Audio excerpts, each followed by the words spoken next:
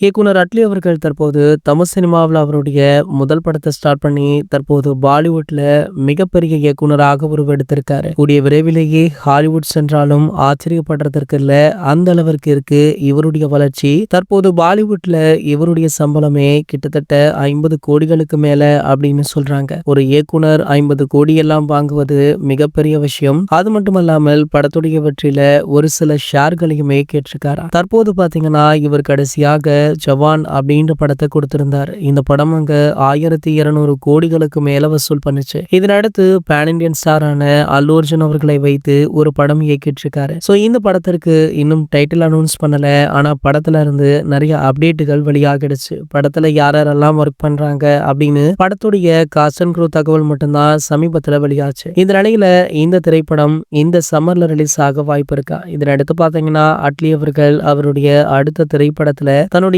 கவனம் செலுத்தி வருவதாக சொல்லப்படுது. சமீபத்துல பாத்தீங்கன்னா தளபதி விஜய் அவர்களை அட்லி அவர்கள் மீட் பண்ணிருக்காரு. அட்லி அவர்கள் அடிக்கடி தளபதி விஜய் அவர்களை மீட் பண்ணுவார் அப்படின்றது நமக்கே தெரிந்த விஷயம் தான். இருந்தாலுமே இந்த முறை படத்துடைய கதையின் பற்றி விவாதம் நடந்திருக்கு. அதாவது தளபதி விஜய் அவர்கள் மீண்டும் சினிமா துறையில நடிக்க போவதாகவும் அடுத்த திரைப்படத்தை அட்லி அவர்கள் இயக்க போவதாகவுமே சொல்லப்படுது. அதாவது தளபதி 70 படத்திற்கான அறிவிப்பு எந்த நேரம் வேணாலும் சோசியல் மீடியாக்கள்ல வெளியாகலாம் அப்படின்ற செய்தி தளபதி ரசிகர்கள் மத்தியில நல்ல வரவேற்பு பெற்றிருக்கு. கண்டிப்பாக படத்துடைய படப்பிடிப்பு தமிழக சட்டமன்ற தேர்தலுக்கு பிறகுதான் ஆரம்பமாகும் அப்படின்றது மட்டும் உறுதியா. இது போன்ற செய்திகளை பத்தி நீங்க உடனே தெரிஞ்சுக்க நம்மளுடைய சேனலை மறக்காம சப்ஸ்கிரைப் பண்ணிக்கோங்க.